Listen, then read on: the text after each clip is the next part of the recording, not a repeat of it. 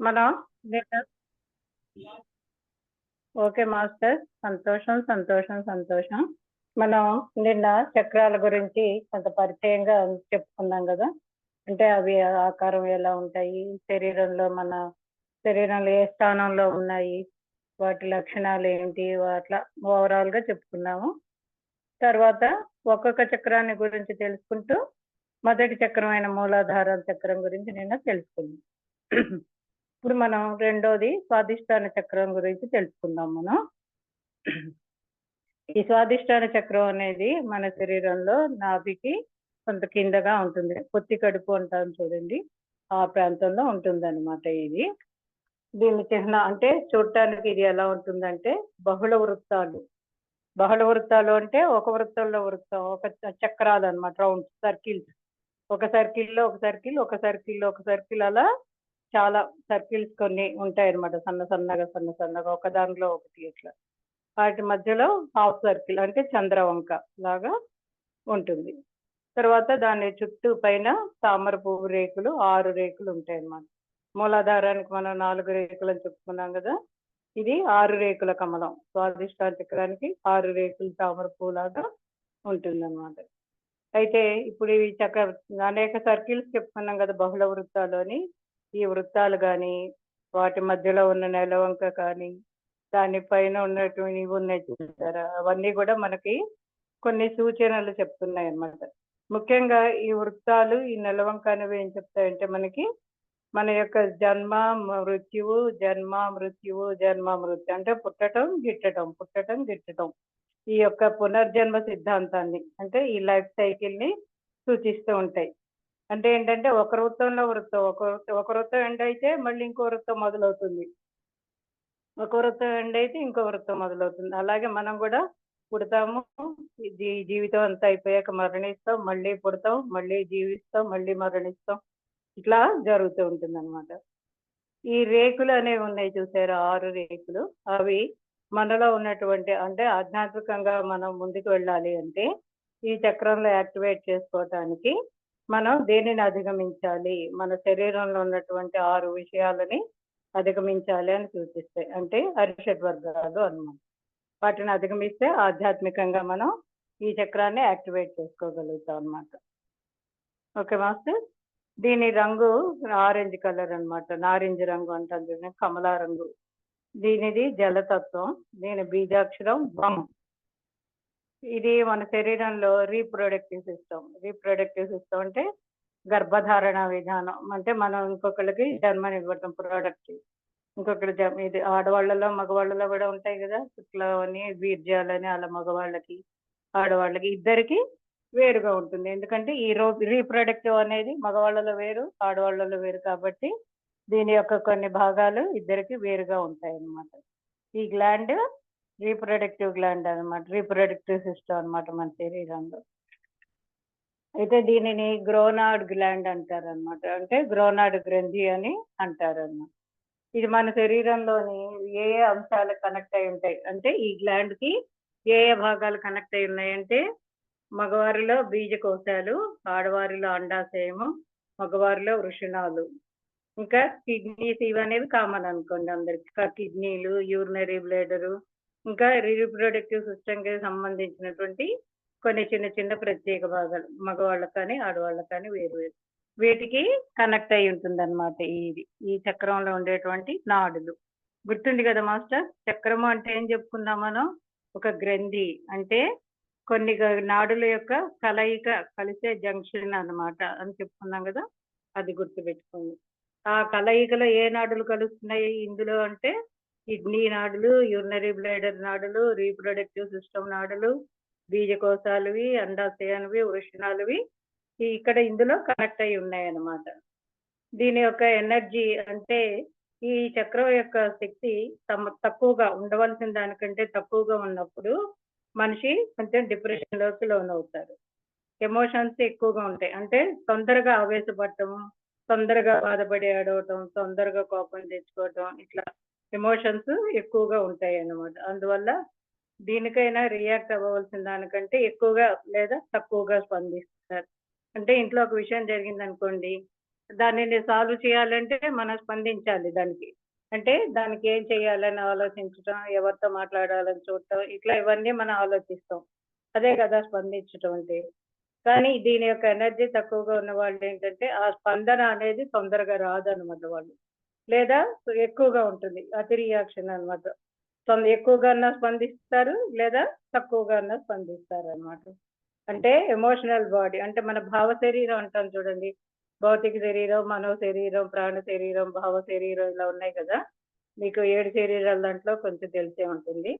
ఈ భావ శరీరం మీద దీని యొక్క ఇది ప్రభావం ఎక్కువగా ఉంటుందన్నమాట.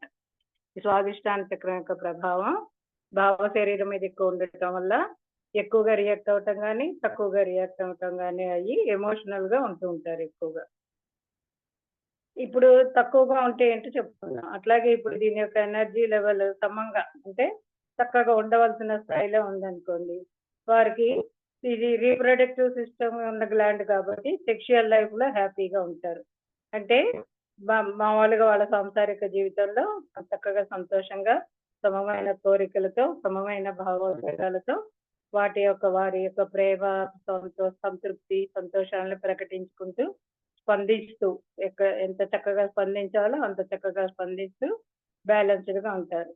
ఓవరాల్‌గా చెప్పాలంటే వీరి యొక్క సాంసారిక జీవితం చాలా చక్కగా ఉంటుంది అన్నమాట. ఇంకా వీరు స్పిరిచువల్‌గా గూడా మమ ఆత్మ సర్వభూతాత్మ అన్నట్టు ఉంటారు. అంటే మమ ఆత్మ సర్వభూతాత్మ అంటే నా ఆత్మే సర్వభూతాల్లోనూ ఉన్నటువంటి ఆత్మ. అంటే నీలో ఉన్న ఆత్మ, నాలో ఉన్న ఆత్మ, మన చుట్టూ ఉన్న అన్నిట్లో ఉన్న ఆత్మ కూడా ఒక్కటే. అంటే ఏకాత్మ భావం అంటాం చూడండి. అందరము ఒక్కటే. అందరిలోనూ దేవుడున్నాడు. అందరిలోనూ ఆ భగవంతుడే. ఏ దేవుడైనా ఒక్కటే. ఇలా చెప్పుకుంటాం గదా! ఈ ఏకాత్మ భావంతో కూడా ఉంటారనమాట వీళ్ళు. దీనికి అధిపతి వరుణుడనమాట. ఫిమేల్ అధిపతి లాకినీ దేవి. ఈమె ఏకత్వం గురించి వ్యక్తం చేస్తుంది. అంటే ఈ లాకినీ దేవి యొక్క శక్తి ఆవిడ యొక్క ఇది ఏంటంటే ఇక్కడ ఏకత్వం గురించి మనకి వ్యక్తం చేస్తూ ఉంటుంది. అంటే మనలో ఆ భావాల్ని రేకెత్తిస్తూ ఉంటుందన్నమాట ఈవిడ. అది. తర్వాత మూడవది మణిపూరక చక్రం పద్మం. మణిపూరక చక్రం అంటే ఇది మన నాభి స్థానంలో ఉంటుందన్నమాట మన దగ్గర. ఇది 10 రేకులు ఉన్నటువంటి తామర పువ్వు. అంటే పైన ఔట్‌స్కర్ట్ ఇది బయట 10 రేకులు ఉంటాయి. మూలాధారం 4, స్వాధిష్టానం 6, మణిపూరకానికి వచ్చేసరికి 10 రేకులు ఉన్నాయన్నమాట. లోపల కిందికి సూచించే త్రిభుజం. అంటే ఇప్పుడు మామూలుగా త్రిభుజం అంటే ట్రయాంగిల్ మనం ఎలా ఉంటదండి? కోణం పైకుంటుంది. కింద వెడల్పుగా ఉంటుంది గదా! కానీ ఇది ఆపోజిట్‌గా అన్నమాట. అంటే ఉల్టాగా ఉంటుంది ఆపోజిట్‌గా. కిందికి కోణం ఉండి పైకి వెడల్పుగా ఉంటుంది. దాన్ని కిందికి సూచించే త్రిభుజం అని చెప్పుకుంటున్నాం మనం. ఈ త్రిభుజాన్ని మధ్యలో అంటే ఈ తామర రేకులు ఉన్నాయి గదా! ఈ పువ్వు లోపల క్రిందికి సూచించే త్రిభుజం కలిగి ఉంటుందన్నమాట. ఈ 10 రేకులు కూడా మనం అధిగమించవలసిన 10 లక్షణాలని సూచిస్తాయి. అంటే ఈ 10 లక్షణాలు మనలో ఏముంటాయి అంటే పూర్తిగా మనం దీనిలోకి రావాలి అంటే 6 అరిషడ్ వర్గాల్ని తర్వాత వీటికి మన ఇవి ఉన్నాయి చూడండి కామ క్రోధ లోభ మోహం అని చెప్పుకుంటాం చూసారా? 10 ఇవి కూడా తగ్గాలన్నమాట మీకు. ఇంకా ఈ కిందికి సూచించే త్రిభుజం ఉంది కదా! ఈ త్రిభుజం ఏం చెప్తుంది అంటే అగ్నితత్వం అన్నమాట ఇది. అంటే కుండలిని శక్తి యొక్క అగ్ని. అంటే దాంట్లో ఉన్నటువంటి అగ్నితత్వం ఎక్కడి నుంచి వచ్చిందంటే కుండలిని మూలాధారం దగ్గర నుంచి కుండలిని అక్కడ నిద్రాణంగా ఉన్నది అని చెప్పుకున్నాం కదా మనం. ఆ అగ్నితత్వంది దీనికి చెప్తుందన్నమాట. ఇది కుండలిని శక్తి యొక్క అది. ఇది మన అంతర్గత బలాన్ని సూచిస్తుంది. అంటే మన శక్తి ఏ స్థాయిలో ఉన్నది అనేది దానిలో ఉన్న అగ్నితత్వం ద్వారా సూచిస్తుంది. అంటే ఇప్పుడు మనకి చెప్తారు చూడండి. శరీరంలో ఏదైనా వచ్చినప్పుడు నువ్వు కారం, ఉప్పు తింటలేదా? నీలో వేడి లేదా? నీ రక్తం చల్లబడిపోయిందా? ఇలాంటి మాటలు బయట మనం వింటూ ఉంటాం. అంటే వారి శరీరంలో అగ్ని లేదు అంటే చచ్చుబడిపోయావా? చల్లబడిపోయావా? అంటే స్పందన ఏమీ లేకుండా అట్లా ఉన్నావా అని అర్థం అది. అలా కాకుండా ఆ శరీరానికి అగ్నిని ఇస్తూ దానిని సమంగా ఉంచడానికి పనిచేస్తుందన్నమాట. దీని రంగు పసుపు రంగు అన్నమాట. తత్వం అగ్నితత్వం చెప్పుకున్నాం కదా! బీజాక్షరం రమ్. దీని యొక్క బీజాక్షరం రమ్ అన్నమాట. ఇది ప్యాంక్రియాస్ గ్లాండ్ అంటారు దీన్ని. ప్యాంక్రియాస్ గ్రంథి అన్నమాట. ఈ చక్రం మన శరీరంలోని డైజెస్టివ్ సిస్టమ్. డైజెస్టివ్ సిస్టమ్ అంటే జీర్ణ వ్యవస్థ అన్నమాట. అంటే మనం తీసుకున్న ఆహారం పెద్ద పేగుల్లోకి, చిన్న పేగుల్లోకి అట్లా మన కడుపులో గొంతు దగ్గర నుంచి, నోటి దగ్గర గొంతు నుంచి పొట్ట దాకా ఉన్నాయి కదా! దాన్ని జీర్ణ వ్యవస్థ అంటాం కదా! ఆ జీర్ణ వ్యవస్థకి సంబంధించిన నాడులన్నీ ఇక్కడ కలుస్తున్నాయన్నమాట. ఇది అందులో కలిసే భాగాలు ఏంటంటే కాలేయము, ప్యాంక్రియాస్, చిన్న ప్రేగు, పెద్ద ప్రేగు, అపెండిక్స్ అంటాం చూడండి మనం, అపెండిసైటిస్ అవి ఇవన్నీ కూడా ఈ డైజెస్టివ్ సిస్టమ్ దానికి కనెక్ట్ అయ్యి ఉంటాయి. అంటే ఆ సిస్టమ్ లో ఉన్నటువంటి నాడుల్లో కాలేయ యొక్క నాడులు, బ్రాంకియాస్ యొక్క నాడులు, చిన్న ప్రేగు, పెద్ద ప్రేగు, అపెండిసైటిస్ ఇవన్నీ దానికి కనెక్ట్ అయ్యి ఉన్నాయి అన్నమాట. తర్వాత ఈ చక్రంలో యొక్క లక్షణాలు ఏంటంటే పరిపాలన, అధికారం, అజమాయిషి ఎక్కువగా. అంటే ఈ చక్ర స్థాయిలో ఉన్న వాళ్ళు ఎలా ఉంటారు అంటే వారిలో పరిపాలన భావం అంటే లీడ్ చేయటం అనేది ఎక్కువ తత్వం ఉంటుంది. అధికార భావం అంటే తన మాట అందరూ వినాలి, అందరినీ తను అధికారం చెలాయించాలనే కోరిక ఉంటుంది. అజమాయిషి అజమాయిషి అంటే కూడా ఇంచుమించు అధికారం కిందకే వస్తుంది అన్నమాట. ఈ 3 లక్షణాలు కలిగి ఉంటారన్నమాట. కాబట్టి ఈ 3 లక్షణాలు ఉండేవాళ్ళు ఎక్కువగా ఎవరుంటారు? రాజకీయ నాయకులు లేదా లీడర్స్. అంటే ఇప్పుడు పొలిటికల్ గా కొంతమంది లీడర్స్ ఉంటారు చూడండి. అలా లీడర్స్, అధికారులు అంటే కలెక్టర్ గాని, గవర్నర్ గాని వీళ్ళు కూడా అధికారులే కదా! ఇట్లా ఏదైనా ఒక ప్రముఖ వ్యక్తులుగా ఉంటారన్నమాట. వీళ్ళల్లో నాయకత్వ లక్షణాలు, లీడింగ్ ప్రాపర్టీస్ ఉంటాయి. అంటే దేనినైనా మెయింటైన్ చేస్తూ లీడ్ చేసేటువంటి మనుషుల్ని, ఒక గ్రూప్‌ని లీడ్ చేయగలిగేటువంటి లక్షణాలు ఎక్కువగా ఉంటాయన్నమాట. దీని ఎనర్జీ లెవెల్ గనక తక్కువగా ఉందనుకోండి, ఏ పని చేయటానికి కూడా ధైర్యం చేయలేరు. అంటే ఏ పని చేయాలన్నా, అమ్మో! ఇది నా వల్ల అవుతుందా? నేను చేయగలనా? నాకంత బలం ఉందా? నాకంత ధైర్యం ఉందా? ఇట్లా ఏదో భావాలు. ఏ పని చేయటానికి కూడా తొందరగా ముందుకు రాలేరు. అవుతుందా లేదా అని సంశయాత్మకంగానే ఉంటారు. ప్రతి దాంట్లో కూడా సంశయాత్మకంగా ఉండటం, నెగెటివ్ భావాలు. ఇట్లా చేస్తే నాకు నీరసం వస్తదేమో, ఇది ఎత్తితే నేను పడిపోతానేమో, ఇట్లా ఒక భయాలు గాని, ఏవైనా నెగెటివ్ ఆలోచనలతో తొందరగా పని చేయటానికి ముందుకు రారన్నమాట. ఇప్పుడు అదే ఎక్కువగా ఉందనుకోండి, ఉండవలసిన దానికంటే ఎక్కువగా ఉన్నప్పుడు అహంకారం ఎక్కువగా ఉంటుంది. చెప్పుకున్నాం కదా! వాళ్ళలో అది నాయకత్వ లక్షణాలు ఉంటాయి, అధికారిక లక్షణాలు, లీడింగ్ ప్రాపర్టీస్ అని చెప్పుకున్నాం కదా! కాబట్టి ఆ ప్రాపర్టీస్ ఇంకా ఎక్కువ ఉన్నాయనుకోండి, ఏమవుతుంది? అహంకారం. నేనే అధికారిని, నేను చెప్పినట్టు అందరూ వినాల్సిందే, నేను లీడర్‌ని, మీరంతా నా వెనక నడవాలి. ఇట్లా అహంకారం అనేది ఎక్కువగా ఉంటుంది. ఎప్పుడు గూడా వాళ్ళు కోపంగా ఉంటారు. అంటే ప్రశాంతంగా గాని, నిదానంగా మాట్లాడటం కానీ ఉండదు. కోపంగా ఉంటారనమాట. అందరూ నా మాట వినాలి. నేను నన్ను గొప్పగా గుర్తించాలి, నన్ను గొప్పగా పొగడాలి. ఇలాంటి భావాలు ఉంటాయి. దీని ఎనర్జీ గనక సమంగా ఉన్నాయనుకోండి, అంటే చక్కగా ఉండవలసిన స్థాయిలో అది పనిచేస్తుంటే సంకల్ప శక్తి పెరుగుతుంది. ఏ పనైనా కూడా చక్కగా చేస్తారు. అంటే ఎక్కడ ఎట్లా ఏ సమస్య ఉన్నా, ఏ పని చేయాలన్నా దానిని ఏ విధంగా చేయాలి, ఎన్ని రోజుల్లో చేయాలి, ఎంతమంది పనిలో తీసుకోవాలి, ఎట్లా దానికి కావాల్సినటువంటి సంకల్ప శక్తి ఉంటది. ప్లానింగ్ అన్నమాట. అది చక్కగా ఉండి ఏ పనైనా కూడా వీళ్ళు చక్కగా చేస్తారు. అందుకే దీనిని పవర్ చక్ర అని కూడా అంటారన్నమాట. అంటే దీని యొక్క లక్షణాల్లో అధికారం అనేది ఎక్కువగా ఉన్నారు కాబట్టి దీన్ని పవర్ చక్ర అని కూడా అంటారు. ఈ చక్రానికి అధిదేవత అగ్నిదేవుడు రుద్రుడు అన్నమాట. ఫీమేల్ దేవత లేదు ఇక్కడ. ఓకే. ఇంకా 4వది అనాహత చక్రం చెప్పుకుందాం. అనాహత చక్రం అన్నది ఈ చక్రంలో 2 త్రిభుజాలు ఒక యంత్రాన్ని ఏర్పరుస్తాయి. అంటే ఒకటి పైకి ఉంటుంది ఒక త్రిభుజం కిందకు ఉంటుందన్నమాట. ఈ పైకి క్రిందకి శక్తుల్ని సూచిస్తుంది. అంటే ఇప్పుడు శరీరంలో శక్తి మనం చెప్పుకున్నాం కదా! మన స్థితి అన్నప్పుడు ఎప్పుడూ ఒకే చక్రంలో ఉండదు. ప్రశాంతంగా ఉన్నప్పుడు ఉత్తమ అనాహత చక్రంలో ప్రేమపూర్వకంగా ఉంటే, అదే కోపంగా ఇదిగా ఉంటే ఇంకొంచెం కిందకి మణిపూరక చక్రంలో, ఇంకా దీంతో నాకు అవి కావాలి, ఇవి కావాలి ఎక్కువ కోరికలతో ఉంటే ఇంకా కింద స్వాధిష్టానంలో అలా మన యొక్క స్థితిని బట్టి ఎట్లా ఉంటామో ఆ స్థితికి మారుతూ ఉంటాం కదా! అట్లాగా దీంట్లో 2 త్రిభుజాలు ఉంటాయి కదా! పైకి కిందకి అన్నట్టుగా. కాబట్టి ఇది మన యొక్క శక్తుల్ని పై వైపుకి కింద వైపుకి కూడా సూచిస్తూ ఉంటుంది.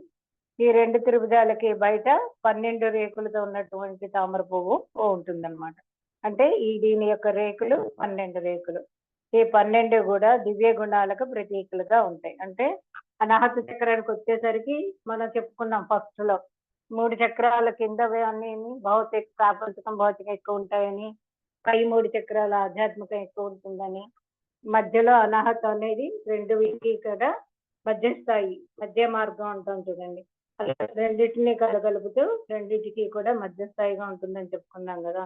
అట్లాగే ఇక్కడికి వచ్చేసరికి కరుణ, ప్రేమ, దయ, జాలి ఇట్లా సహాయం చేయాలని మన అన్ని దివ్య గుణాలతోటి ప్రతీకగా, అంటే ఆ గుణాలు కలిగి ఉండాలి అనేటువంటి చిహ్నంగా 12 రేకులు మనకు సూచిస్తాయి అన్నమాట. దీని రంగు ఆకుపచ్చ రంగు. దీని తత్వం వాయుతత్వం. దీని యొక్క బీజాక్షరం ఎం. ఇది హృదయం యొక్క మధ్య భాగంలో ఉంటుంది. అనాహత చక్రం అంటే దీన్ని హార్ట్ చక్రాన్ని కూడా అంటారు అనమాట. అంటే ఇది మన హృదయం దగ్గర ఉంటుంది కాబట్టి హార్ట్ చక్రాన్ని కూడా అంటారు. ఇంకా దీనికి ఉన్న గ్లాండ్ ఏంటంటే థైమస్ గ్లాండ్, థైమస్ గ్రంథి అంటారు చూడండి, అదనమాట. ఇది గుండె, లంగ్స్, గాల్ బ్లాడరు ఇంకా కొన్ని అవయవాలకి కనెక్ట్ అయి ఉంటుంది. దీనిది రెస్పిరేటరీ సిస్టమ్ అంటారు. అంటే రెస్పిరేటరీ అంటే మన యొక్క శ్వాస విధానం. అంటే మనం ముక్కు నుంచి శ్వాస తీసుకున్నది లంగ్స్ లోకి వెళ్ళటం, లంగ్స్ లో ప్యూర్ అవ్వటము, కార్బన్ డైఆక్సైడ్ లంగ్స్ బయటకు పంపించడం, ఆక్సిజన్ ని మిగతా శరీర భాగాలకు పంపడం, ఇవన్నీ జరిగే విధానం ఉంది కదా, ఆ వ్యవస్థే దీన్ని రెస్పిరేటరీ సిస్టమ్ అంటారు అనమాట. ఈ అనాహత చక్రం ఉండేది లంగ్స్ దగ్గరగా, హార్ట్ దగ్గరగా ఉంటుంది కాబట్టి ఇది చేస్తుంది అనమాట. ఇక్కడ దీన్ని థైమస్ గ్రంథి అంటారు. ఇది గుండెకి, లంగ్స్ కి, గాల్ బ్లాడర్ కి ఇంకా కొన్ని చిన్న చిన్న భాగాలు, ఆ చుట్టుపక్కల ఉన్నటువంటి చిన్న చిన్న భాగాలకి కనెక్ట్ అయి ఉంటుంది అనమాట. దీని యొక్క ముఖ్య లక్షణం అంటే ఇప్పుడు ఇందాక మణిపూరానికి ముఖ్య లక్షణం అధికారం, హోదా అని చెప్పుకున్నట్టే ఈ అనాహత చక్రానికి కూడా ఒక ముఖ్య లక్షణం ఉంది. అది షరతులు లేని ప్రేమ. ఈ చక్ర స్థితిలో ఎక్కువగా ఉన్న వాళ్ళు ఎదుటి వాళ్ళని బాగా ప్రేమించగలుగుతారు. అది కూడా షరతులు లేని ప్రేమ. అంటే ఇప్పుడు మీరు నాకు ఒక సహాయం చేశారనుకోండి, సహజంగా నాకు గౌరవం, ప్రేమ కలుగుతుంది మీ మీద. మళ్ళీ నేను మీకు చెయ్యాలి అని మీరు అనుకున్నారనుకోండి, అప్పుడు మీరు నాకు ప్రేమగా చేసినట్టు కాదు. మీకు నేను చేస్తే నేను మీకు చేయాలనే ఒక షరతు మీరు నాకు మీలో పెట్టుకున్నారు. నాకు చెప్పినా చెప్పకపోయినా మీలో ఒక షరతు పెట్టుకున్నారు. అట్లాగే మనం ఒకళ్ళు చేస్తాం పని, ఫోన్లో వాళ్ళు ఇబ్బందులు ఉన్నారు, సాయం చేస్తే రేపు మనకు వాళ్ళు చేయరా, చేసుంటే మంచిది కదా అనుకుని చేసామనుకోండి, అక్కడ షరతులు ఉన్నాయి. కాబట్టి అట్లా లేకుండా, అంటే ఏమీ ఆశించకుండా వాళ్ళ నుంచి ఎవరికైనా మనం సహాయం చేస్తున్నామంటే వాళ్ళ నుంచి ఏమీ ఆశించకుండా చేయాలి. అలాగే ఒకళ్ళకి ప్రేమగా దగ్గర చేయటము, వాళ్ళకి సాయం చేయటము, వాళ్ళని మనతో పాటు ఉంచుకోవటం, ఏది చేసినా కూడా మనం వాళ్ళ నుండి ఏమీ ఆశించకుండా ప్రేమగా చెయ్యాలన్నమాట. దీని ఎనర్జీ గనక, అంటే దీని యొక్క ఇది పని వ్యవస్థ సమతుల్యంగా అంటే ఉండవలసిన స్థాయిలో ఉంటే మనలో చక్కగా ప్రేమ, అనుబంధం, కరుణ, నమ్మకం ఇట్లాంటి మంచి మంచి అభిరుచులు, మంచి భావోద్వేగాలు, అంటే ఎక్కడ భావోద్వేగం ఉండాలో అక్కడే ఉంటుంది.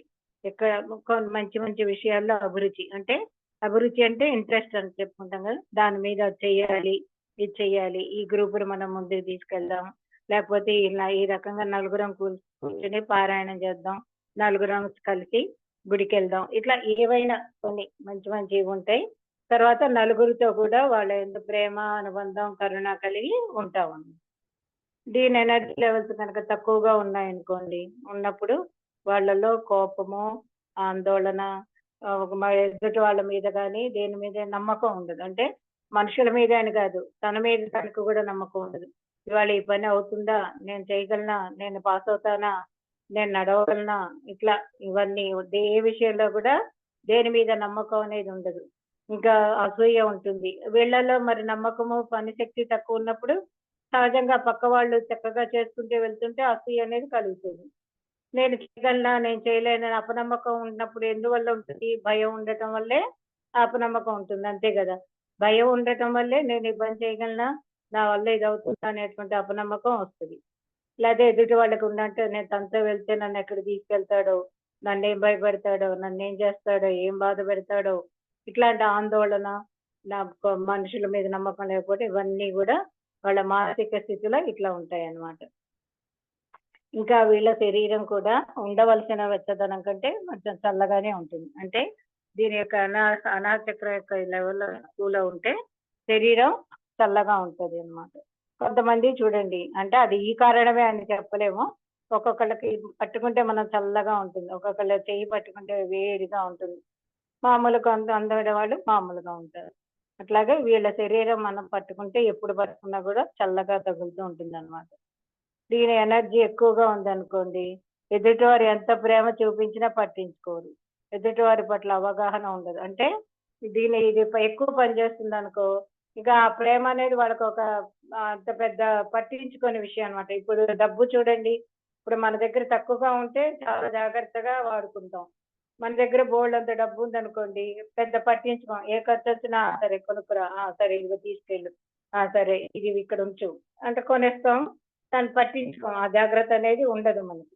అట్లాగే వీళ్ళకి ఎనర్జీ అనేది ఎక్కువగా ఉంటే ఎదుటి వాళ్ళు ఎంత ప్రేమ చూపించినా, అయ్యో వాళ్ళు నన్ను అంత ప్రేమిస్తున్నారు, అంత ప్రేమ భావం ఉండదు. మామూలే, అదే ఉంది, ఎవరైనా ప్రేమిస్తారులే అన్నట్టు ఉంటదన్నమాట. అంటే ఎదుటి వారిని సరిగ్గా వీళ్ళు అర్థం చేసుకోలేరు. అవగాహన అనేది ఉండదన్నమాట. తర్వాత ఇది ఇందాక చెప్పుకున్నాం కదా, కింది చక్రాలకి 3 చక్రాలు, పై 3 చక్రాలకి కూడా సెంటర్ పాయింట్ అని చెప్పుకున్నాం కదా. అంటే ఇది భౌతిక, ప్రాపంచిక మనుగడకు సంబంధించి పై 3 చక్రాలు మనల్ని ఉన్న స్థితికి చేరుతాయి. అంటే ఇదేం చేస్తుంది, కింది చక్రాలకి పై చక్రాలకి కనెక్ట్ సెంటర్ పాయింట్ అంటే మనల్ని కింద చక్రాల నుంచి పై చక్రాలకు తీసుకెళ్ళటానికి సహాయం చేస్తుంది. అంటే ఇప్పుడు మనం కింద ఉన్న వాళ్ళని పైకి లాగాలంటే ఏం చేస్తాం, మన చెయ్యి అందించి పైకి లాగుతాం. అంతేకాని పై వాళ్ళని కిందకి పంపం కదా ఎక్కువ. అంటే కొన్ని అవసర పరిస్థితులు అది వేరనుకోండి. అట్లాగే ఈ కింద చక్రాల స్థాయి నుంచి, అంటే ప్రాపంచిక భౌతిక స్థాయి నుంచి వీళ్ళని పై చక్రాలకు మనల్ని ఉన్నత స్థితికి చేర్చడానికి ఇది మనకి చేయూతగా ఉంటుంది అనమాట. దీనికి ముందు మనం చెప్పుకున్నాం కదా సింబల్, 2 త్రిభుజాలు, ఒకటి కింద కోణం, ఒకటి పై కోణంగా ఉంటాయని చెప్పి. అంటే ఒక దాంట్లో ఒకటి ఇంటర్ఫేస్ అయి ఉంటాయి అన్నమాట. అంటే ఈ 2 త్రిభుజాలు మనం ముగ్గేస్తాం చూడండి, 6 కోణాలతో వేస్తాం ముగ్గు, అదే 2 త్రిభుజాలు ఒకదానికొకటి, అంటే ఒకదానిలో ఒకటి కలిసిపోయి ఉంటుంది. అంటే ఇది కింది 3 చక్రాలకి కలిసిపోయి ఉంటుంది, అటు పై 3 చక్రాలకి కూడా కలిసిపోయి ఉంటుంది అన్నమాట. దీనికి అధిదేవత వాయుదేవుడు, ఫిమేల్ అధిదేవత కాకినీ దేవి. ఈ కాకినీ దేవి అనే ఆమె శక్తి నియంత్రణకు సంబంధించిన పనులు చేస్తూ ఉంటుంది. ఆ శక్తి నియంత్రణ అంటే కంట్రోల్లో ఉంటుంది. అంటే ప్రేమ వచ్చినా, కోపం వచ్చినా, కరుణ, దయ వచ్చినా ఏది మించి ఉండకూడదు. ఎంతవరకు ఏ స్థాయిలో ఉండాలో ఆ స్థాయిలోనే ఉండాలి. అట్లా దాని నియంత్రణ ఏదైనా సరే. ఇప్పుడు మనం ఆహారం తీసుకోవాలి, ఆకలిగా ఉంటే మీకు ఎంతవరకు తింటే కడుపు నిండుతుందో అంతే తీసుకోవాలి. రుచిగా ఉంది, ఇష్టంగా ఉంది, ఇక్కడ ఆహారం బాగా దొరుకుతుంది అని ఎక్కువ తినేసాం అనుకోండి, నష్టమే కదా.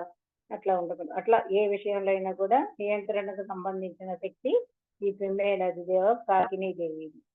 దీనిని హార్ట్ చక్రాన్ని కూడా అంటారు అన్నమాట. ఇది హృదయ స్థానంలో ఉంటుంది కాబట్టి ఈ చక్రాన్ని హార్ట్ చక్రాన్ని కూడా అంటారు అన్నమాట.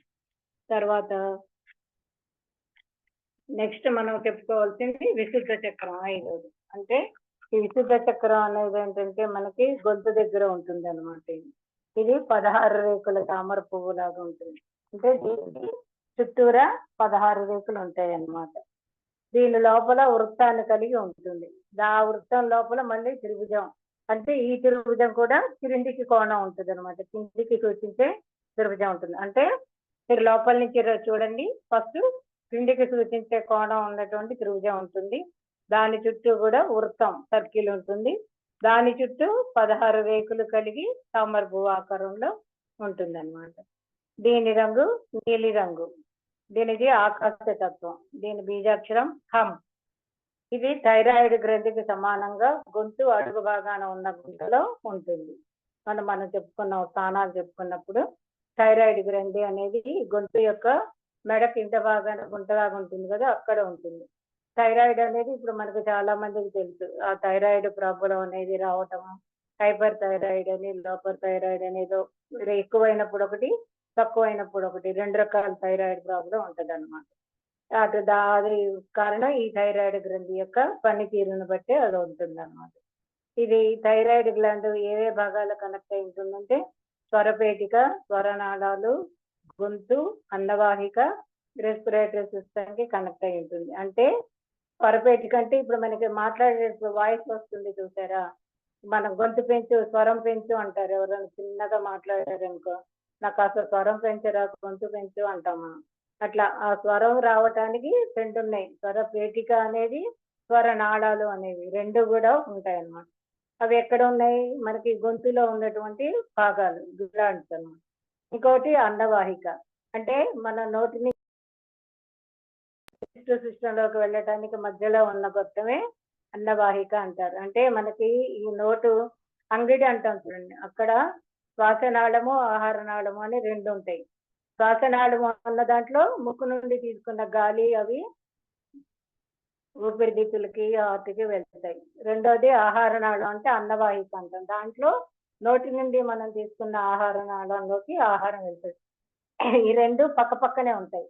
అందువల్లే మనం అన్నం తినేటప్పుడు మాట్లాడొద్దు, ఏదో అసలు ఉండొద్దు అంటారు. మనం ఏదైనా పొరమారుతూ ఇదిగా ఉండి తిన్నాం అనుకోండి, పొలమారుతుంది.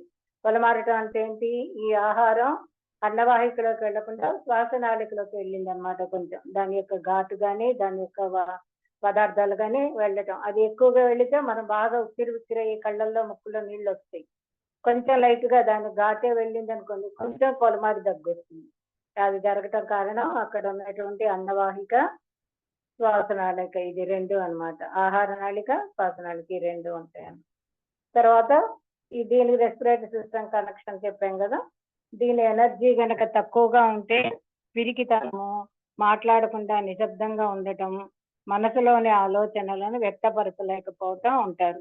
అంటే వాళ్ళు ఎక్కువగా మాట్లాడటానికి కూడా భయపడతారు అనమాట. ఏం మాట్లాడితే నేనేం తప్పు మాట్లాడతాను, నాకు సరిగ్గా మాట్లాడటం వచ్చో రాదో, ఆ సందర్భంగా నేను మాట్లాడగలనా లేదా, ఇట్లా ఏవో రకాలు, ఒక రకమైనటువంటి భయం ఉంటుంది. మాట్లాడటానికి కూడా భయపడుతూ ఉంటారు. ఎక్కువగా నలుగురిలో ఉన్నా, ఒక్కళ్ళే ఉన్నా కూడా సైలెంట్ గానే ఉంటారు. వాళ్ళలో ఉండేటువంటి ఆలోచనలను కానీ, భావాన్ని కానీ ఇతరులకు చెప్పడానికి కూడా చెప్పరు. అంటే దగ్గర వాళ్ళకు కూడా, కనీసం అక్క, తమ్ముడనో, తల్లిదండ్రులను, భార్య, బిడ్డలను, క్లోజ్ వాళ్ళకి కూడా తమలో ఉన్నటువంటి భావాలని వ్యక్తపరచలేరు, చెప్పుకోలేరు అన్నమాట. ఇంకా ఇంట్లో అట్లా చెప్పుకోలేని వాళ్ళు బయట నలుగురిలో కలిసి ఉండగలరా, నలుగురిలో అస్సలు మాట్లాడలేరు వీళ్ళు. దీని యొక్క ఎనర్జీ లెవెల్ ఎక్కువగా ఉన్నది అనుకోండి, ఇంకా వాళ్ళు ఎప్పుడు ఏదో ఒకటి మాట్లాడుతూనే ఉంటారు, సమయం సందర్భం చూసుకోరు. అంటే అంటారు చూడండి, వీడికి మైక్ ఇచ్చామంటే ఇంకా గంటలు గంటలు వెళ్ళిపోతాడు రా బాబు, టైం తెలియదు అంటారు. అంటే వాళ్ళు ఇక ఆగదనమాట, ప్రవాహం వెళ్ళిపోతూనే ఉంటది మాట్లాడి. అట్లాగే ఏదో ఒక విషయం చెప్పడం మొదలెట్టా అంటే 2 మాటల్లో చెప్తే ఆపరు. దాని గురించి చూసుకోరు, ఎదుటి వాళ్ళకి ఎంత టైం ఉంది, వాళ్ళు పనిలో ఉన్నారా, అక్కడ సందర్భం ఏంటి, ఇవన్నీ చూసుకోరు. ఇంక వాళ్ళ స్థాయిలో వాళ్ళు మాట్లాడుతూనే ఉంటారు అన్నమాట. అలా ఉంటుంది.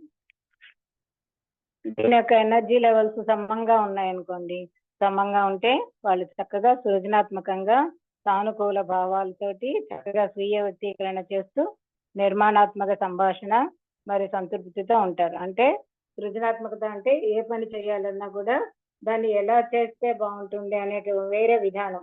అంటే అందరూ చేసుకుపోతున్నట్టే నేను చేసేస్తాను అనేటట్టు కాకుండా ఇంకొంచెం మార్పుగా దాంట్లో ఏదైనా కొత్తదనం తీసుకురావటానికి సృజనాత్మకం. ఇప్పుడు ఒక కూర ఉన్నది, వంకాయ కూర, మన ఇంట్లో పెద్దలు అమ్మమ్మ ఎలా చేస్తుందో, అమ్మ ఎలా చేస్తుందో, నేను అలాగే చేస్తున్నాను.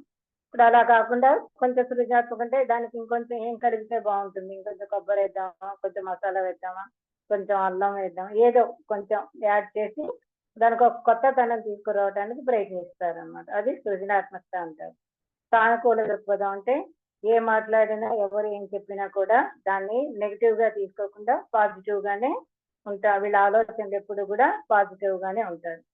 స్వీయ వ్యక్తీకరణ అంటే తమలో ఉన్నటువంటి భావాన్ని ఏ మొహమాటం లేకుండా చక్కగా వ్యక్తపరుస్తారు. నాకు అది ఇష్టం లేదు అనో, నాకు ఇది చెయ్యాలని ఉంది అనో, ఇట్లా వాళ్ళ మనసులో ఏమనుకుంటున్నారో అది చక్కగా మొహమాటం ఇది లేక భయపడకుండా, మొహమాట పడకుండా చెప్పగలుగుతారు.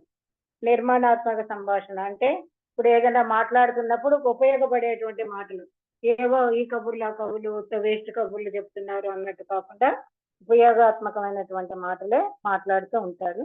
వాళ్ళ యొక్క జీవితం పట్ల ఎప్పుడు కూడా సంతృప్తితో ఉంటారు. అంటే నా జీవితంలో ఇది లేదు, అది లేదు, మా వాళ్ళకి నేనంటే ఇష్టం లేదు, నాకు ఎప్పుడు డబ్బు ఉండదు.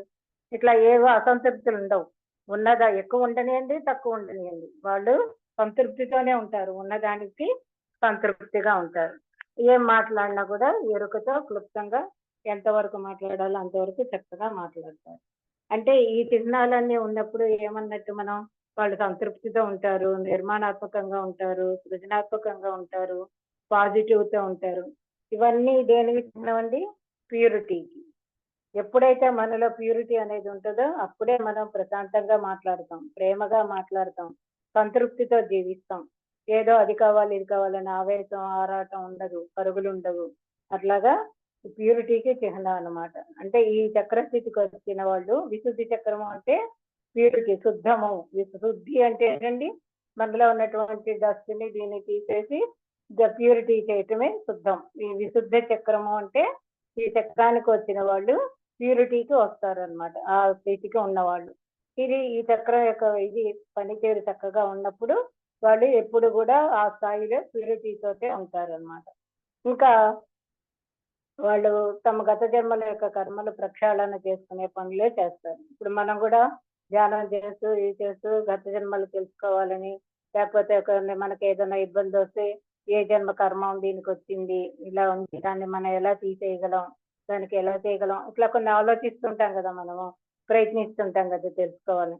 అట్లా తమ గత జన్మలలో ఉన్నటువంటి కర్మల్ని ప్రక్షాళన చేసుకోవటానికి ఆలోచించి దానికి తగ్గ పనులే చేస్తూ ఉంటారన్నమాట. దీనికి అధిదేవత సదాశివుడు. సదాశివుడు అంటే మనకి లయకారుడు అని చెప్పుకుంటాం కదండి. అంటే మనం లయం వైపుకు వెళ్ళాలి అంటే ముందు మన కర్మలన్నీ దగ్ధం అవ్వాలి కదా. అవి ఉన్నంత వరకు మనం నిర్వాణంలోకి వెళ్ళలేము. లయంలోకి వెళ్ళాలి అంటే కర్మలన్నీ దగ్ధం చేసుకోవాలి. అట్లా ఈ సదాశివుడు దీని యొక్క అధిదేవత కాబట్టి మనకు ఆ శక్తిని ఇస్తూ మనకి ఉంటాడు. ఇంకా ఇక్కడ సదాశివుడు అంటే ఏంటంటే పంచముఖాలు కలిగిన శివుడుగా చెప్తారనమాట. అంటే ఈయన మన మోక్షానికి ప్రతీకగా చెప్తారు. ఇంతే ఈ స్థితి నుంచి మనం చేసే ప్రయత్నం మోక్షం వైపుకే ఉంటది కాబట్టి ఈ సదాశివుడు దీనికి అధిదేవత. ఆయన మనకు ఆ శక్తిని ఇస్తూ మన మోక్షానికి వైపుకి తీసుకెళ్తూ దారి చూపిస్తూ ఉంటాడనమాట. మనం మనం ఇంకొకటి కూడా గమనించవచ్చు. మనం శ్వాస తీసుకుంటుంటాం కదా. అయితే మనం ఎప్పుడు రెండు ముక్కులు శ్వాస తీసుకోమంటండి. ప్రశాంతంగా ఖాళీగా ఉన్నప్పుడేమో లెఫ్ట్ ఎడమ వైపు ముక్కులో నుంచి గాలి తీసుకుంటూ ఉంటాం, పని చేస్తూ ఉంటుంది. బిజీగా హడావుడిగా ఉన్నప్పుడు, ఏదైనా ఆరాటం ఆవేశంగా ఉన్నప్పుడు, లేకపోతే పని ఒత్తిడిలో ఉన్నప్పుడు కుడి ముక్కు నుంచి జరుగుతుందట. రెండు రకాలుగా ఉంటుంది. ఇది కొంచెం మనం గమనించుకోవచ్చు. మన వేలు పెట్టుకుని రెండు ముక్కులు పనిచేస్తున్నాయా, ఎలా ఉందా అనేది మనం ఎక్స్పెరిమెంట్ చేయొచ్చు అనమాట. ఇది విశుద్ధి చక్రం అన్నమాట. ఇంకోటి ఆజ్ఞా చక్రం కూడా ఇవాళ చెప్పుకుందామా? ఇంకా టైం ఉంది కదా. రేపు అనాహత చక్రం అని చెప్పి ఇది సహస్రారస్నం గురించి చెప్పుకోవచ్చు. ఆజ్ఞా చక్రం చెప్పుకుందాం. ఈ ఆజ్ఞా చక్రం అనేది మనకు ఆరోది అనమాట. చక్రాల మూలాధారం నుంచి వస్తే ఆజ్ఞా చక్రం ఆరో చక్రం. దీంట్లో రెండు తామర రేకులు ఉంటాయి. దాని మధ్యలో వృత్తాకారంగా ఉంటుంది అనమాట. ఆ వృత్తాకారం లోపల కిందికి సూచించేటువంటి త్రిభుజం ఉంటుంది దాని లోపల. అంటే త్రిభుజం చుట్టూ వృత్తాకారం సర్కిల్ కు పైన రెండు వైపులా రెండు పెద్ద తామర రేకులు ఉంటాయి అంతే. ఇటు నుంచి ఎడమ వైపు ఒకటి, కుడి వైపు ఒకటి, ఇలాగా రెండు రేకులు ఉంటాయి అన్నమాట. అయితే ఇందులో ఉన్నటువంటి ఆ రెండు రేకులు కానివ్వండి, ఆ లోపల ఉన్నటువంటి త్రిభుజం కానీ కూడా మనకి జ్ఞానానికి చిహ్నంగా ఉంటాయి అన్నమాట. అంటే మన ఆధ్యాత్మిక ప్రయాణంలో ఆధ్యాత్మిక అవగాహన కోసం మన పాత్ర ఏమిటి అనేది మనకి గుర్తు చేస్తూ ఉంటుంది. ఇది ఎట్లాగ చెప్తుంది చూద్దాం. ఈ రెండు రేకులు కూడా క్రింది వైపుకు సూచించేటువంటి త్రిభుజంతో కలిగి ఉండి వాటి యొక్క పాత్రని మనకి అవగాహన, అంటే ఆధ్యాత్మికంగా మనం ఎట్లా ముందుకు వెళ్ళాలి, దాన్ని అవగాహన చేసుకోవడానికి మన పాత్ర ఏమిటి అనేది మనకి చెప్తుంది. అంటే ఆధ్యాత్మికంగా మనం ముందుకు వెళ్ళాలి అంటే ఇక్కడికి వచ్చేసరికి ఏమవుతుంది, థర్డ్ ఐ ఉంటుంది చూడండి. మన ఆజ్ఞా చక్రం అనేది ఎక్కడ ఉంటుంది, రెండు కనుబొమ్మల మధ్య ఉంటుందని చెప్పుకున్నాం కదా. రెండు కనుబొమ్మల మధ్య థర్డ్ ఐ, మూడవ నేత్రం, త్రినేత్రం అంటారు చూడండి, శివుడి కన్ను అంటారు, అది ఉంటుంది కదా. ఈ మూడవ కన్ను ఇక్కడ దాన్ని తెరుచుకుంటే మనకి మన యొక్క దివ్య శక్తి మనకి ఏర్పడుతుంది. మీకు తెలిసే ఉంటుంది కదా, మూడో కన్ను అన్నప్పుడు దాని యొక్క శక్తులు గతం తెలుసుకోవచ్చు, భవిష్యత్తు తెలుసుకోవచ్చు, దూరంగా ఉన్న వాళ్ళతో మాట్లాడటం కానీ, శ్వసించటం కానీ, ఇట్లా ఋషులు మునులతో మనం ఇది చేయటం, ఇవన్నీ కూడా తెలుస్తాయి. ఎదుటివారి మనసులో ఏముంది తెలుసుకోగలం వాళ్ళు చెప్పకుండానే. ఇవన్నీ అంటే ఆధ్యాత్మిక ప్రయాణంలో మనం ఆ స్థితికి రావాలి అనేది ఇక్కడ సూచించబడుతుంది అనమాట. అంటే మనం కేవలం ఇప్పుడు ధ్యానం చేసాం, ఆ శరీరంలో అనారోగ్యాలు పోయినాయి, ఏదో కర్మలు కొన్ని శబ్దం చేసుకుందాం, ఇంకా ఉన్నాయేమో అవి చూసుకుందాం అంటే కాకుండా ఇంకొంచెం ముందుకి, ఇంకా ముందుకెళ్ళి థర్డ్ ఐని ఓపెన్ చేసుకుంటే మనం ఎవరినో అడగక్కర్లా, ఎవరో చెప్పక్కర్లా, మనకే తెలిసిపోతాయి అన్నీ కూడా. మన భవిష్యత్ ఏంటి, మన ఇది ఏంటి, ఎదుటి వాళ్ళకు కూడా మనం చేయగల స్థితిలోకి వస్తాం. దీని యొక్క రంగు ఇండిగో కలర్. ఇండిగో కలర్ అంటే యాష్ కలర్, బూడిద వర్ణం అంటారు చూడండి, ఒక రకమైన డార్క్ బ్లూ లాగా ఉంటుంది అనమాట. ఇది విశుద్ధి రంగుకేమో నీలం, అంటే కొంచెం అది లేక నీలం లాగా ఉంటుంది. ఇదేమో డార్క్ బ్లూ కలర్ గా ఉంటుంది అనమాట. దీని బీజాక్షరం ఓం. ఇది రెండు కనుబొమ్మల మధ్య ఉంటుంది కాబట్టి అక్కడ పీనియల్ గ్లాండ్ కనెక్ట్ అయింది. అంటే మనకి శరీరంలో పీనియల్ గ్లాండ్ అనేది ఈ నుదురు దగ్గర, ఈ కనుబొమ్మల దగ్గర ఉంటుంది అనమాట. ఈ పీనియల్ గ్లాండ్ కి కనెక్ట్ అయి ఉంటుంది. ఇంకా ఏ భాగాలంటే శరీరంలో ఉన్నటువంటి కళ్ళు, చెవులు, ముక్కు, నోరు, వీటికి కనెక్ట్ అయి ఉంటుంది. అంటే మన కనుబొమ్మల దగ్గర ఉన్నది కాబట్టి ఆ చుట్టుపక్కల ఉన్నటువంటి కళ్ళు, చెవులు, ముక్కు, కింద నోరు, వీటి అంటే ముక్కుకి నోరుకి కూడా పైన జాయింట్ కనెక్షన్ ఉంటుంది కదా, అట్లాగా కనెక్ట్ అయి ఉంటుంది అనమాట. ఇది తరచుగా సాధన సమయంలో, అంటే మనం సాధన చేస్తూ ఉంటాం కదా, ధ్యానంలో కూర్చుంటాము, ఈ సాధన సమయంలో అవగాహన పెంచడానికి కేంద్ర బిందువుగా ఉపయోగపడుతుంది. అంటే థర్డ్ ఐ ఓపెన్ అవ్వటం అంటే ఎప్పుడు అవుతుంది మనకి, మామూలుగా మనం కూర్చుని ఏ పూజ చేస్తున్నప్పుడు, ఇది చేస్తున్నప్పుడు, మాట్లాడుతున్నప్పుడు అవ్వదు, ధ్యాన సమయంలోనే అవుతుంది అనమాట. ధ్యానంలో మనం ఎప్పుడైతే అంతర్ముఖం అవుతామో, ఎప్పుడైతే ఈ బయట బాహ్య ఇది నేను పోగొట్టుకొని అంతర్ముఖంగా శూన్యంలోకి వెళ్తామో అప్పుడు మాత్రమే కదా జరుగుతుంది. కాబట్టి ఇది ఏం చేస్తుందంటే తరచుగా సాధన చేసే సమయంలో ఏకాగ్రత, అంటే మనం ఇప్పుడు అంతర్జ్ఞానం అనమాట. అంటే బయట విషయాలన్నీ తెలియవు, బయట ఏ చెప్పుళ్ళు అవుతున్నాయి, ఎవరు మాట్లాడుతున్నారు, ఏ పంపు మోటార్ పోతామని, ఇవన్నీ ఏం తెలియవు, లోపల జరుగుతుంటాయి. ఆ అవగాహనని పెంచుతుంది అనమాట మనకి. దానిని పెంచడానికి ఈ గ్లాండ్ యొక్క ఇది పీనియల్ గ్లాండ్ అని చెప్పుకున్నాం కదా, ఇది దాని పని అదే అనమాట. ఈ చక్రం మీద పైన ధ్యానం చేయడం వల్ల మన జన్మల కర్మలు నశిస్తాయి, వాటి నుండి మనకు విముక్తి కలుగుతుంది, సహజమైనటువంటి జ్ఞానం లభిస్తుంది. చక్రం పైన ధ్యానం చేయటం అంటే చక్ర ధ్యానం అని చేస్తారండి, అది కొంచెం ప్రత్యేకంగా వేరే ఉంటుంది. అంటే ఊరికి ఒక మాటలో చెప్పుకోవాలంటే మనకు తెలిసింది, ఇప్పుడు మన శ్వాస మీద ధ్యాస పెట్టి ధ్యానం చేస్తున్నట్టే ఆ చక్రం యొక్క ఏ స్థానంలో ఉంటుందో అక్కడ ధ్యాస పెడతారు. అంటే ఇప్పుడు ఈ రెండు కనుబొమ్మల మధ్య అని చెప్పాం కాబట్టి రెండు కనుబొమ్మల మధ్య ఆ చక్ర స్థానంలో ధ్యాస పెడతారు, శ్వాస మీద పెట్టరు. అట్లా ఏ చక్రం మీద చేయాలనుకుంటే ఆ చక్రం ఉన్న స్థానం దగ్గర ధ్యాస పెట్టి చేస్తే అది ఆ చక్ర ధ్యానం. ఇంకా కొన్ని లోపల విడిగా కొన్ని దాని గురించి లోతుగా వెళ్ళినప్పుడు అది వేరే సబ్జెక్ట్ ఉంటుందండి. ఈ చక్రం సమంగా ఉంటే, దీని యొక్క విధాన శక్తి సమంగా ఉన్నప్పుడు ఆ వ్యక్తి ఆధ్యాత్మికంగా, మానసికంగా చాలా ఉత్సాహంగా, చురుకుగా ఉంటాడనమాట. అంటే ఆధ్యాత్మిక విషయాలు తెలుసుకోవటంలో కానీ, నలుగురికి పంచటంలో కానీ, ఆచరణలో కానీ, స్వాధ్యాయంలో కానీ, అంటే వాటిని తెలుసుకున్న ఆధ్యాత్మిక విషయాన్ని ఆచరణలో ఎలా పెట్టాలి, అట్లా ఆ రకంగా తను ఎలా ముందుకెళ్ళాలి, ఇవన్నీ కూడా తెలుసుకొని చాలా ఉత్సాహంగా ఉంటాడనమాట. ఇంకా అతనికి మరణ భయం అనేది ఉండదు. ఇక్కడ దాకా వచ్చి ఇన్ని తెలుసుకున్న వాళ్ళకి ఇంకా తాము ఏదో మరణిస్తామో పోతామని ఉండదు కదా, ఎందుకంటే వాళ్ళకి రూఢిగా తెలుసు పోయేది ఈ శరీరమే కానీ ఆత్మ కాదు, నేను ఆత్మనే, ఈ శరీరాన్ని తీసుకొని ఇప్పుడు వచ్చాను, తర్వాత ఇది వదిలేస్తాను, ఇంకో శరీరం తీసుకుంటాను, నాకు కావాల్సిన విధంగా నేను ఎలా వృద్ధి పొందగలను, ఎలా పైకి వెళ్ళగలను, నాకు ఏ శరీరం కావాలి, నేను ఎక్కడ పుట్టాలి, అవన్నీ చూసుకుంటాయి. ఆ జ్ఞానం అంతా ఉంటది కాబట్టి తన మరణ భయం అనేది ఉండదు, తనకు తానే యజమానిగా ఉంటాడు. అంతే కదా, తన యొక్క మళ్ళీ జన్మ అనేది ఎట్లా తీసుకోవాలి, ఎప్పుడు తీసుకోవాలి, ఎలా తీసుకోవాలి, తనకు తానే నిర్ణయించుకుంటాడు, తనకు తానే యజమానిగా అవుతాడు. భౌతికంగా ఉన్నా కూడా, అంటే వాళ్ళు మోక్షం పూర్తి పొందలేదు కదా, ఈ జీవితంలో మానవ జీవితంలోనే ఉంటారు కానీ ఈ ప్రాపంచిక విషయాల మీద ధ్యాస ఉండదు. వంట చేయాలా? ఓకే. టైంకి అన్నం, కూర వండేద్దాం, పెట్టేద్దాం. ఎవరు వచ్చారా? వడ్డించాలా? వడ్డిద్దాం అంతే. టైం అయింది, ఇంకా వాళ్ళు రాలేదు, లేకపోతే నాకు ఇంకా టైం ఎక్కువ లేదు, నేను ఈ పని తొందరగా చెయ్యాలి, ఇలాంటి ఆలోచనలు ఏమి ఉండదనమాట. ఆ రకంగా వాళ్ళు ఎప్పుడు కూడా ఆధ్యాత్మికం వైపుగానే ఉంటూ తమ పనులు తాము చేస్తూ కూడా చక్కగా ఉంటారు. అట్లాగే భౌతికమైన అనుబంధాలకు కూడా దూరంగా ఉంటారు. అంటే పనుల విషయమే కాకుండా అనుబంధాలు కూడా. ఇప్పుడు పిల్లలు స్కూల్ టైం అయింది, పిల్లలు ఇంకా రాలేదు. మామూలుగా అయితే మనం అమ్మో 3:30కే బస్సు వస్తుంది, 4 అవుతుంది రాలేదని కంగారు పడిపోతాం. ఇట్లాగా ఎట్లని భయపడతాం. ఏం చేయాలని అప్పుడు ఆలోచిస్తాం. కానీ వీళ్ళు ఆలోచిస్తారు. టైం అయింది, పిల్లలు రాలేదు, గమనిస్తారు.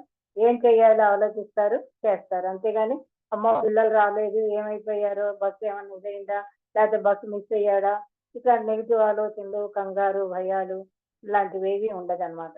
వీళ్ళకి ఎరుక బాగా పెరుగుతుంది. అంటే ఏ విషయంలో కూడా దాన్ని ఎలా సాల్వ్ చేయాలి, దాన్ని ఎలా అర్థం చేసుకోవాలి, దాని వైపు ఎంతవరకు ఎలా స్పందించాలి, ఈ రకంగా అంత జ్ఞానం కూడా అన్ని విధాల ఎరుక కలిగి ఉంటారన్నమాట.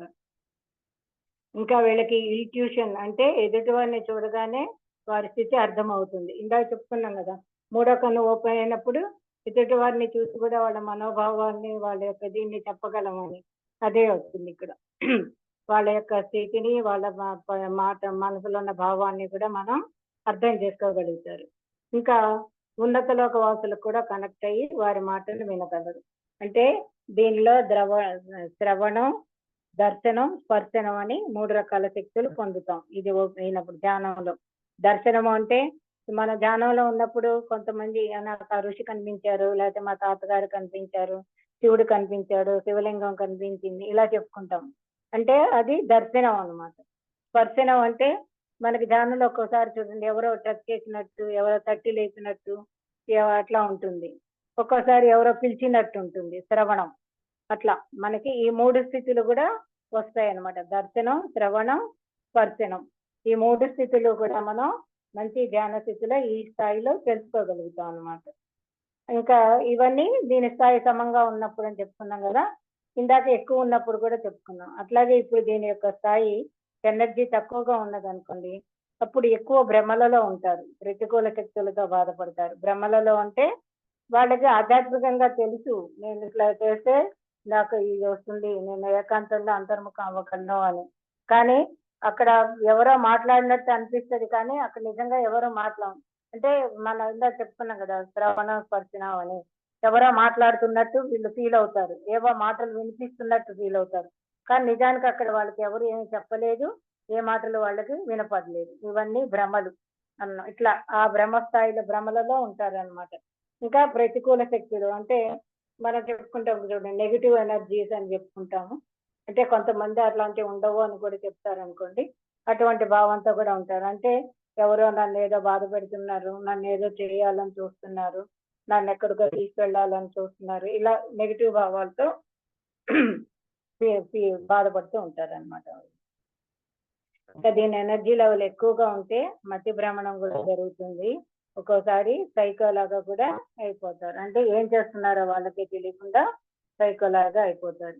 ఇంకా ముఖ్యమైన విశేషం ఏంటంటే ఇది ఎనర్జీ సమస్థాయిలో ఉన్నప్పుడు వాళ్ళని బ్రహ్మర్షి అని గుర్తిస్తారు మనుషులు. బ్రహ్మర్షి అంటే హైయెస్ట్ కదండి. ఋషి, బ్రహ్మ, రాజర్షి, మహర్షి, బ్రహ్మర్షి, ఇట్లా స్థాయిలు ఉన్నాయి కదా. బ్రహ్మర్షి అంటే హైయెస్ట్ స్థాయి. విశ్వామిత్రుడు వశిష్ఠుడితో బ్రహ్మర్షి అనిపించుకోవాలని కదా అంత తపస్సు చేశాడు. వశిష్ఠుడు ఆల్రెడీ బ్రహ్మర్షి, ఈయన కూడా బ్రహ్మర్షి అవ్వాలి అని అంత తపన పడి అంత తపస్సు చేయటం జరిగింది. అట్లా ఈ స్థాయి సమంగా ఉన్నప్పుడు వాళ్ళు బ్రహ్మర్షుల్లాగా ఉంటారు. ఎవరైనా కూడా బ్రహ్మర్షి అంటే ఆ వ్యక్తి ఈ స్థాయిలో అంటే ఆజ్ఞాచక్రం యొక్క స్థాయిలో ఉన్నాడని మనం తెలుసుకోవచ్చు. చెప్తారు బ్రహ్మర్షి వశిష్ఠుడు, బ్రహ్మర్షి పత్రిజీ అంటే వాళ్ళు ఈ ఆజ్ఞాచక్రం యొక్క ఈ ఉన్నత స్థాయిలో ఉన్నారు అని మనకి అర్థం అవుతుంది అనమాట. ఇంకా పంచ జ్ఞానేంద్రియాల నుంచి వచ్చే విషయాన్ని కూడా ఇది బ్యాలెన్స్ చేస్తుంది. అంటే పంచ జ్ఞానేంద్రియాలు అంటే మనకు తెలుసు కదండి, కళ్ళు, చెవులు, ముక్కు, నోరు, చర్మం. అంటే ఒకటి వినేది, ఒకటి మాట్లాడేది, ఒకటి చూసేది, ఒకటి స్పర్శించేది, ఒకటి రుచి, పచ్చన ఉంటాయి, ఇది చెప్పేవి. వీటి యొక్క శక్తిని కూడా బ్యాలెన్స్ చేస్తుంది అనమాట. అంటే ఆ రుచి ఎక్కువగా కావాలని అనుకోవటం, లేకపోతే నాకు మంచి మంచి అందమైన సీనరీ చూడాలి అనుకోవటం, ఇట్లా కాకుండా వాటికి మంచి స్థితిలో అవసరమైన దీంట్లో వాటి నుంచి వచ్చే విషయాల్ని కూడా ఇది బ్యాలెన్స్డ్ గా ఉంచుతుంది అనమాట. దీనికి శివపార్వతుల్ని ఆది దేవతలుగా సింబల్ గా తీసుకుంటారు అనమాట. అంటే అర్ధనారీశ్వరుడు అని చెప్పుకోవాలి. శివపార్వతులు కలిసి అంటే అర్ధనారీశ్వరుడు, ఈశ్వరుడిలో సగభాగం పార్వతి అని చెప్పుకుంటాం కదా. అంటే ఫిమేల్ ఎనర్జీ హాకిని దేవి అనమాట. ఈవిడ ప్యూర్ మైండ్ కలిగి ఉంటుంది. ఈ హాకిని దేవి అనే కూడా మన ప్యూర్ మైండ్ కలిగి మనకి ఆ రకంగా ఉంచడానికి శక్తిని ఇస్తూ ఉంటుంది అనమాట. అది ఆజ్ఞా చక్రం వరకు అయింది. రేపు సహస్రార చక్రం గురించి చెప్పుకుందాం. ఇది కొంచెం ఉంటుంది, దీని గురించి రేపు చెప్పుకుందాం మేడం. Okay master.